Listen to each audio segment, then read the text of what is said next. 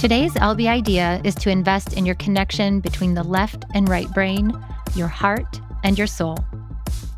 Our guest today is Ryan Heckman, a two-time Olympian, Leeds alumnus, and longtime entrepreneur. Ryan co-founded Rallyday Partners, an investment firm dedicated to providing holistic support to company founders and their employees, where he serves as CEO and managing partner. Thank you for joining us today, Ryan. I'm excited to be here. Thanks for having me. Great. Well, we've got a lot to talk about. We're going to just dive right into questions. You were an Olympic skier before you became a student at CU. Tell us why you chose to pursue a college education and what your experience was like at Leeds. Well, choosing to go to college was, always in the cards. I didn't intend on going my whole life without being educated. I think what made it a little harder was I didn't really go to high school. So getting into college was a challenge, not wanting to go. I would add a third challenge, which was paying for it, of course. Mm. I lived with a really, I say cute couple. They're in their 90s now. But when I was younger, I lived with them, and she was a librarian at our school.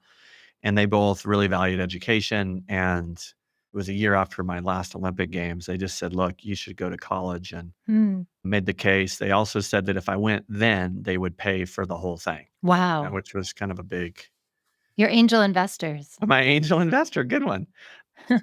Certainly angels, that's for sure. But I applied to Stanford, and my joke is they sent me like a cease and desist order. It wasn't any reference to holding my application on file. Let's just put it that way. My backup plan was CU, nothing against CU, but all my friends were going to CU. So I just wanted to do something different. But Sure. I applied to CU and got denied again. A very thoughtful denial letter by comparison, but a denial nevertheless. And Jane Hill, the librarian, went on my behalf to CU in Boulder and met with one of your admissions counselors and convinced him to give me a shot. And so they had me as an acceptance on a conditional basis and was on probation for 2 of the 3 years that I was at CU. And so, yeah, it was, I guess, a blessing and a curse, because I think when I did get into school, I just felt really lucky that I could go to college, and probably showed up with more enthusiasm and more rigor because of the privileged feeling that I had. So I think it fed me to work a little harder. Thanks for sharing that. I mean, you think about the fact that you're an Olympic skier and then to share about rejections, right? Getting no's when maybe you're used to a lot of yeses in life. I think there's a lot that can be learned from that experience, both for the listeners, and I'm sure you learned a lot. I think that's insightful. The other part of it was just the irrelevancy that I felt on campus. It's a big school, particularly those general ed classes are typically, 3 to 500 students. And to be one of the 3 to 500 and to be one of the least educated of them, having been on the world stage for as many years as I was just really a hard phase of my life. There was a payphone outside near Varsity Pond that I passed in the first year I was at school, seemingly every day. And my coach had told me that I was going to want to come back and ski and to just give him a call if I ever felt the need. And what I never told him was I wanted to come back skiing every day. That did not go away. I missed my teammates. I missed the relevancy. I missed the competition. I missed being good at something really badly. I hadn't had that in a while. I didn't really have a lot of friends on campus. And every day I passed this payphone was a test of my conviction. And over time, it just strengthened my resolve to not just get done with school, but to kick some ass, because I hated that payphone. You probably never look at a payphone the same way most people do. Thankfully, none of us have to look at payphones anymore. They're a My relic. Yeah. my wife tells me not to tell that story because he says it dates me, but I still tell it because it was so real. There's a few out there. I saw one on a road trip in the middle of Southern Colorado. There you go. Well, let's fast forward from that experience. And can you walk us through your career trajectory and what led you to found Rally Day? Well, that is a long story. I should finish with CU though, Oh, because yeah. I had a really good experience, particularly the last 2 years at Leeds, where I finally got to take like real business classes, and I had some amazing professors. I also rode on an airplane before I started college with a private equity executive named George Gillette. And funny enough, George was on the speaking tour at CU my Oh, sophomore year. okay. And I had ridden on the airplane with him. And when I got done with the plane ride, after talking his ear off for 8 hours, he said, "If you ever get a college degree, give me a call, I'll give you a job." Ha! And Nice. so, yeah, I was pretty excited. But it had been 4, 5, 6 years, I guess, since I had seen him on that airplane. Yeah. And he came and he spoke in the law school building. And I went to attend his lecture. It was for postgraduate students only, but I snuck in and went up and reintroduced myself to him. And I just said, "Is the offer still there? I'm getting pretty close here." And he said, "Absolutely." So, CU was just a great segue for me to get academic confidence, some inspiration, and serendipitously reconnect with the guy who gave me my first job. So that was a tremendously valuable moment. What an amazing story about connections, tenacity, dedication. Thank you so much for sharing all of that.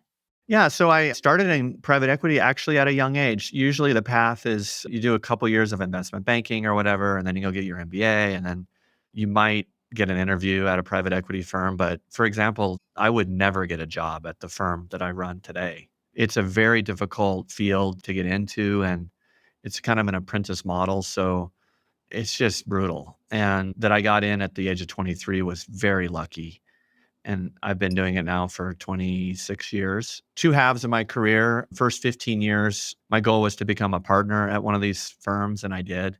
Then started my own private equity firm with some friends, some fellow partners. And at 40, something weird happened to me. My friends say that I had a midlife crisis and give me grief about it. On reflection, I think it was more of an awakening, but I just didn't feel like being a private equity investor was noble. It's the only word I can come up with, but I didn't necessarily like the arrogance of my industry. Backseat driving for a living, which is kind of what we do, didn't seem all Mm. that all that virtuous.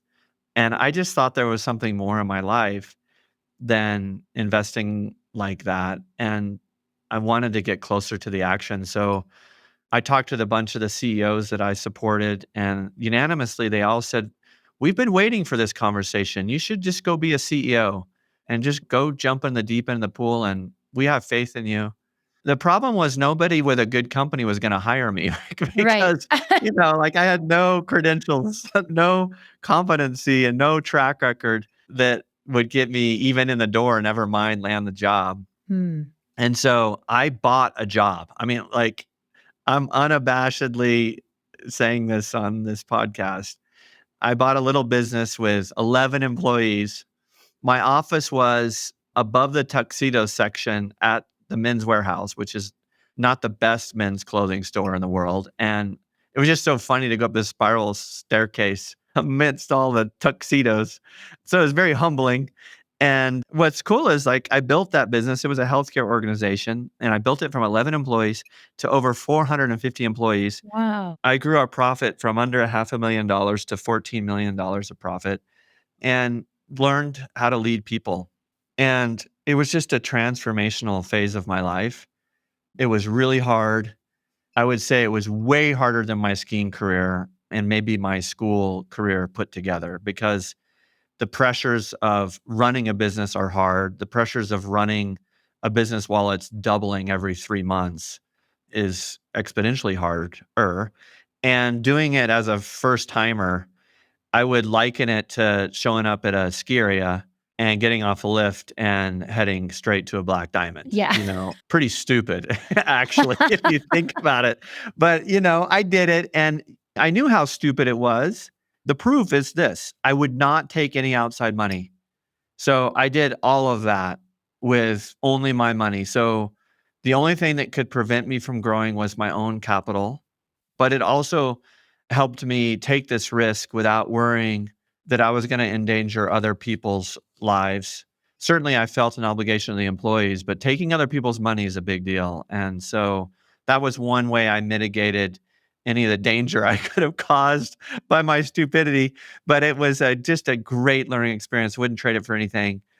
And then when I sold that business, the question was, what next? And I decided that I was going to take all of those learnings from being the CEO of this business, combine it with my disdain for private equity and where I ended up at 40 with my midlife crises, and reinvent the private equity industry right here in Colorado with two of my dear friends.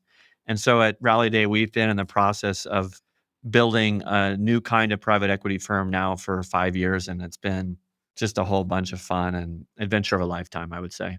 I mean, incredible. I love it. You've taken all that competitive energy, the ability to apply sort of rigor and training to really follow passions and develop a dream.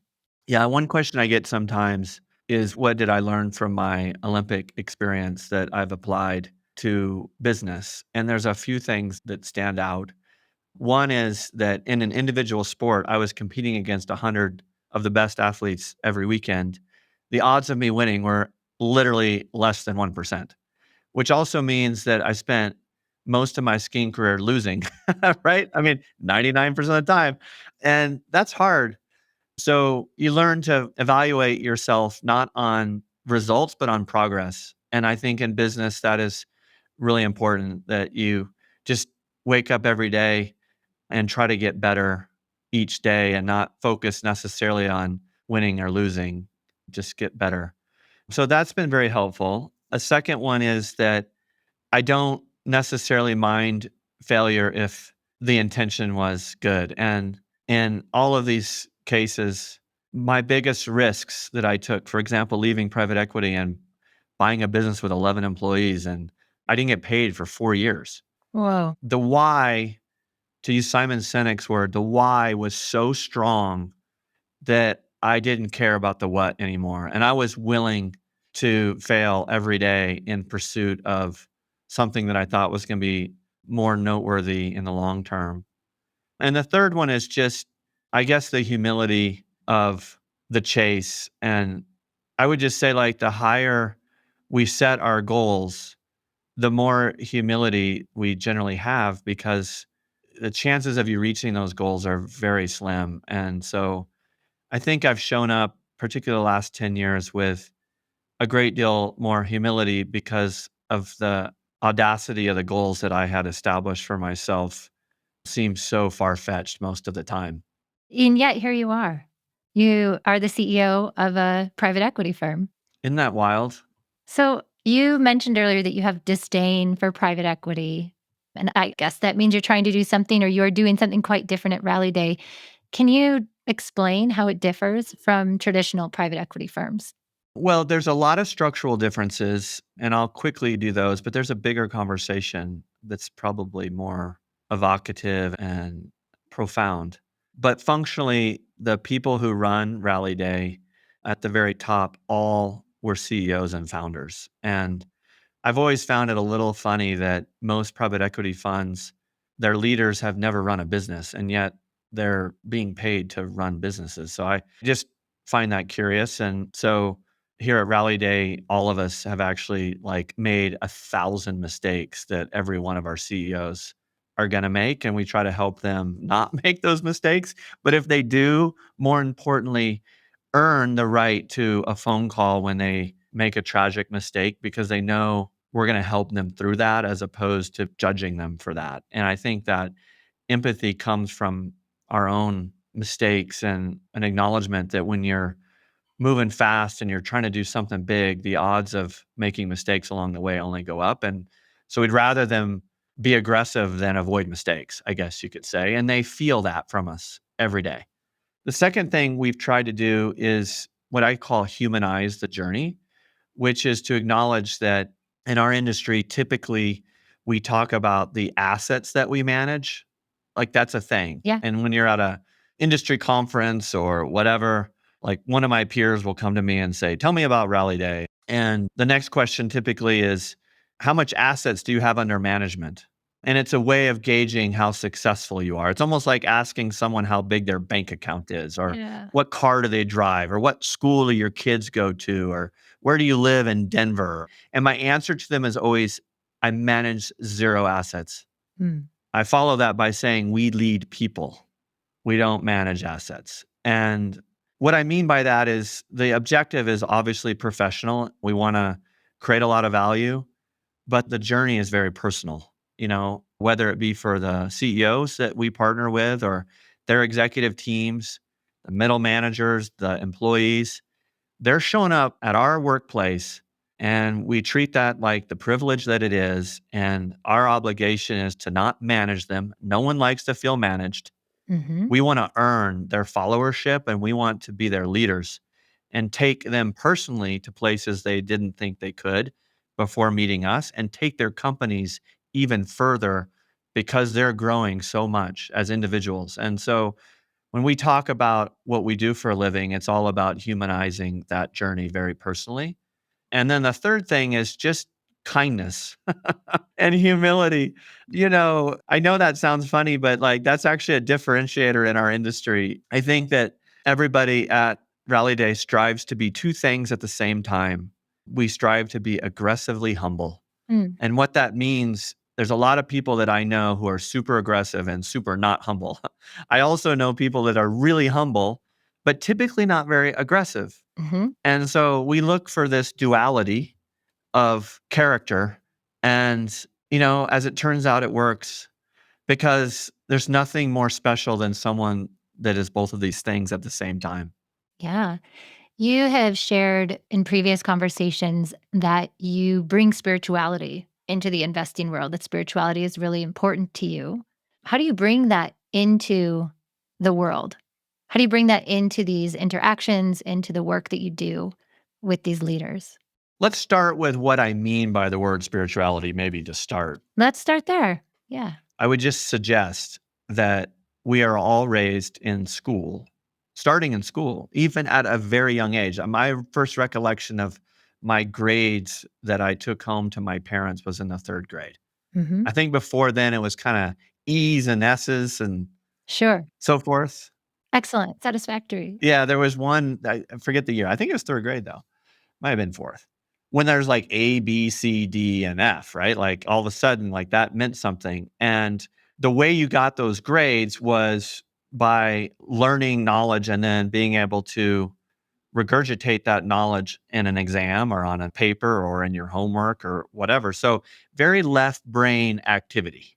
Hmm. And the reward system was built to reward an overabundance of rigor as it relates to the left brain. Now, you might have had an art class in there somewhere, or PE, but generally speaking, we are hardwired to do really well test taking. And then if you do really well on those tests, you get into a college like the University of Colorado Leeds School of Business where the same thing happens. Hmm. How good you are on your tests results in a grade point average, which then helps you get a job. And so basically, for about 18 years, 19 years, in my case, it was 23 years because it took me a little longer to finish school, you're rewarded on your left brain. Yeah. And I think it wasn't until I left private equity that I just saw how silly this was, that the right brain was really powerful and that the heart was really powerful. There's an expression that people don't quit their jobs, they quit their bosses. Well, Hmm. that's all about the heart, right? Yeah. Think of a boss that you really enjoy reporting to, and it's not because they're good at taking a test. Right. It's because you believe in their heart and you Hmm. believe that their heart believes in you back. Like there's a thing. And then there's your soul. And the soul is kind of a interesting word that means different things to different people. But what I've tried to do the last 10 years is try to honor all four of those together. So left brain, right brain, heart, and soul. And I spent a lot of time working in all four of those realms.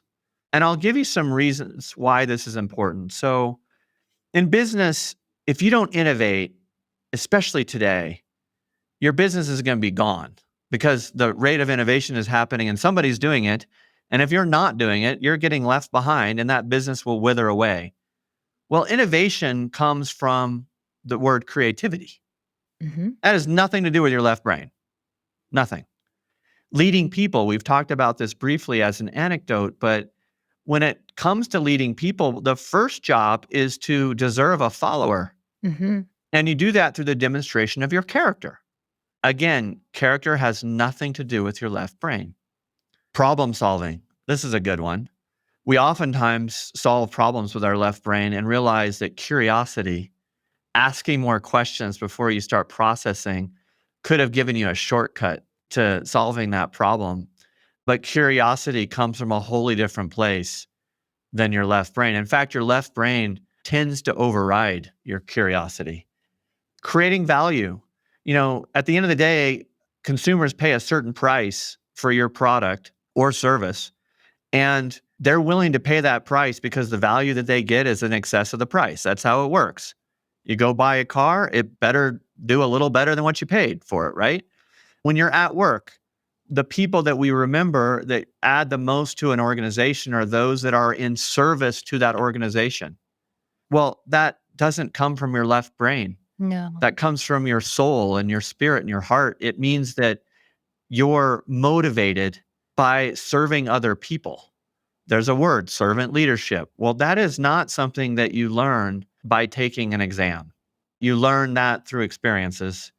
And the last one is just, you know, going back to innovation, but at a very personal level, is the ability to be continuously learning.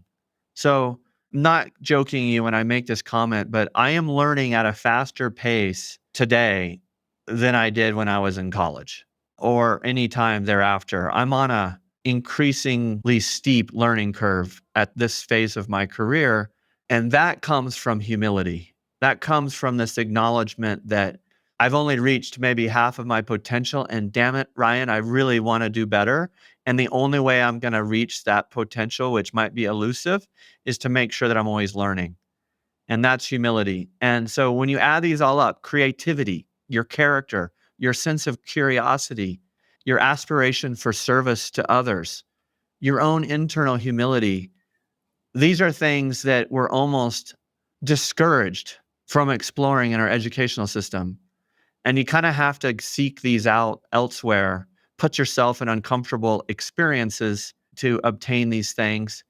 And so when I talk about spirituality, it means investing in your spirituality, which is for me, the definition means the connection between your left brain, your right brain, your heart, and your soul.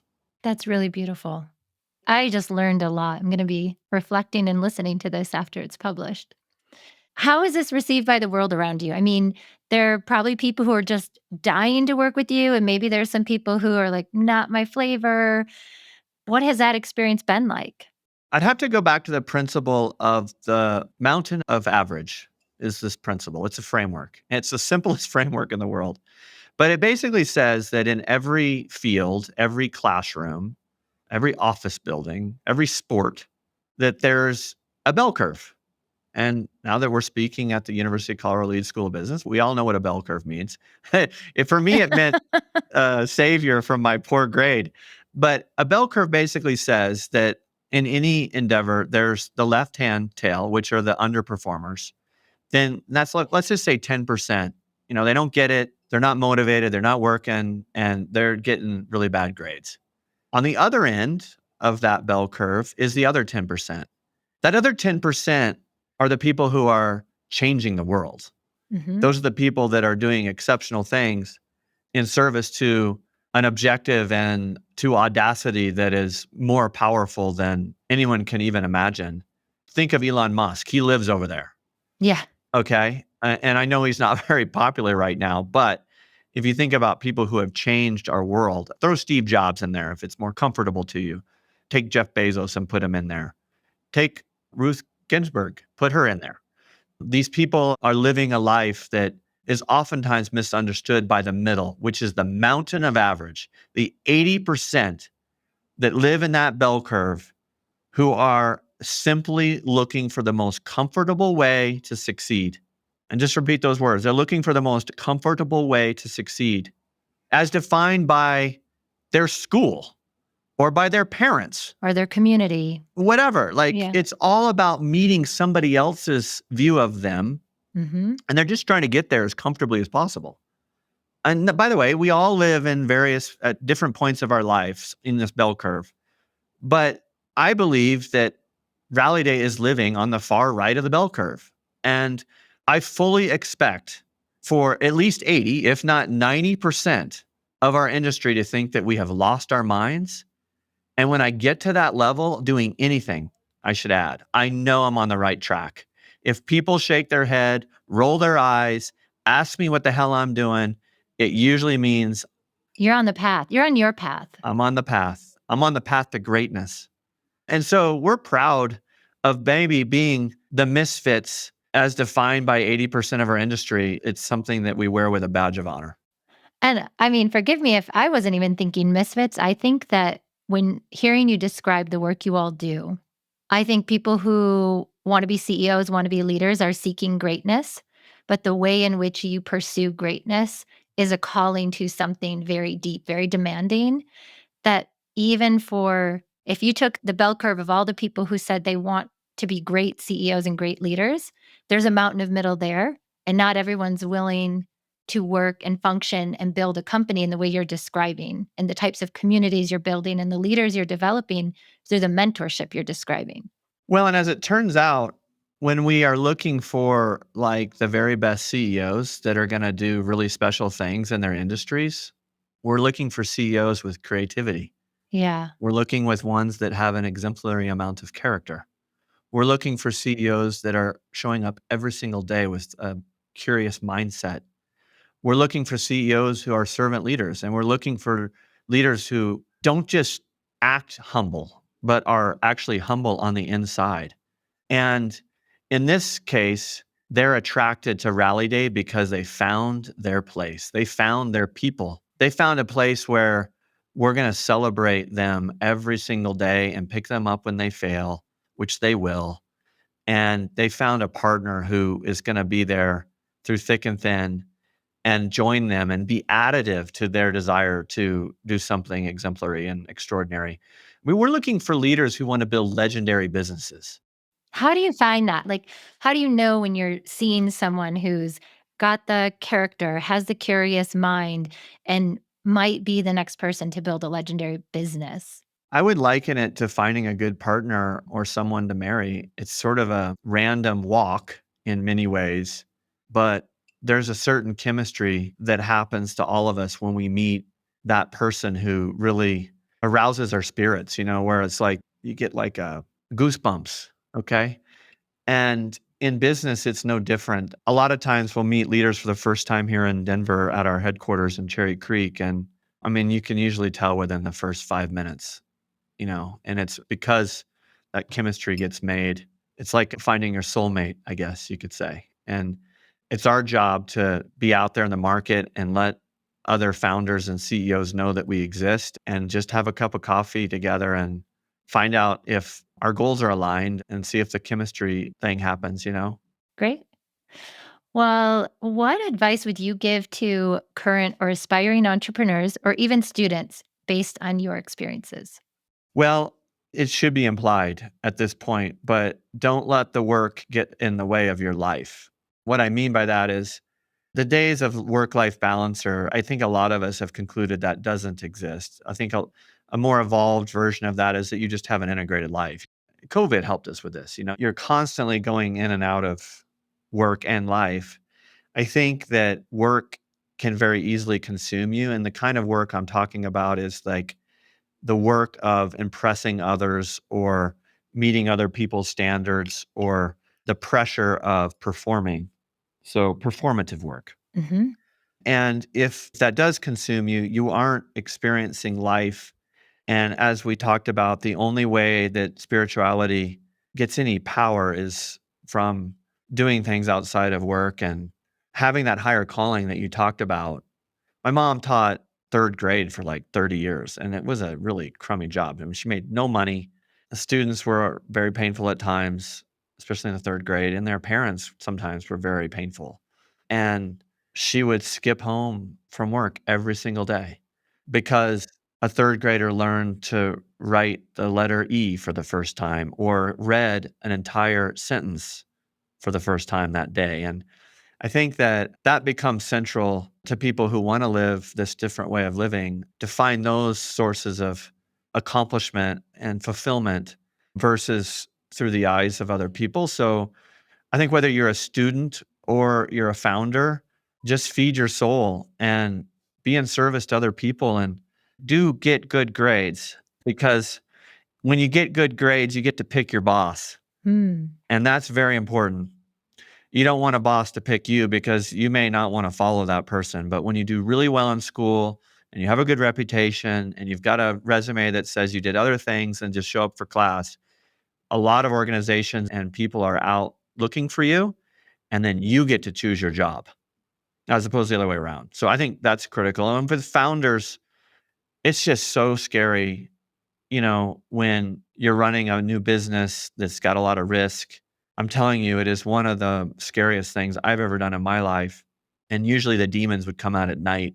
One of the things that I think helps a lot is to make sure that you've got either a business partner that you can share some of that burden with. You have a good friend outside of work, someone that you can confide in, or best yet, you have a partner, a wife, a husband, a partner who is going to pick you up at the end of those tough days and be there for you when nobody else is. And that's going to help you get through the adversity, because starting a business is the easy part. It's building a flourishing business is the hard part. And that takes a long time and a lot of failure. And you're going to feel that every day, and it can crush you. It certainly had its moments of crushing me. So I think surrounding yourself with some people who really care for you deeply and help feed your soul is very important. Ryan, thank you so much for being a guest today. I think listeners, students, entrepreneurs are going to have a lot to listen to, learn from, and really reflect on. Well, thanks for the opportunity. I have been spending more time at Leeds lately, and it's been really fun. It's not that I forgot about CU, but I don't know. I guess I'm just in this phase of life where being around young people and being back at the university is really fulfilling. So I hope this is just Wonderful. the beginning of more work that I can do there in service to the school's future. I'm very proud and honored to be an alumni. Wonderful. If somebody did want to get in touch with you, a student, another alum, what's the best way for them to reach out? I would say LinkedIn is probably the best, because there you're going to get a caricature. I do a fair amount of posting, by the way, at the intersection of spirituality and business is what I write a lot about. And so they're going to get some good content, and you can always direct message me. And I check those about once a month, and, I will make sure I find you if you find me.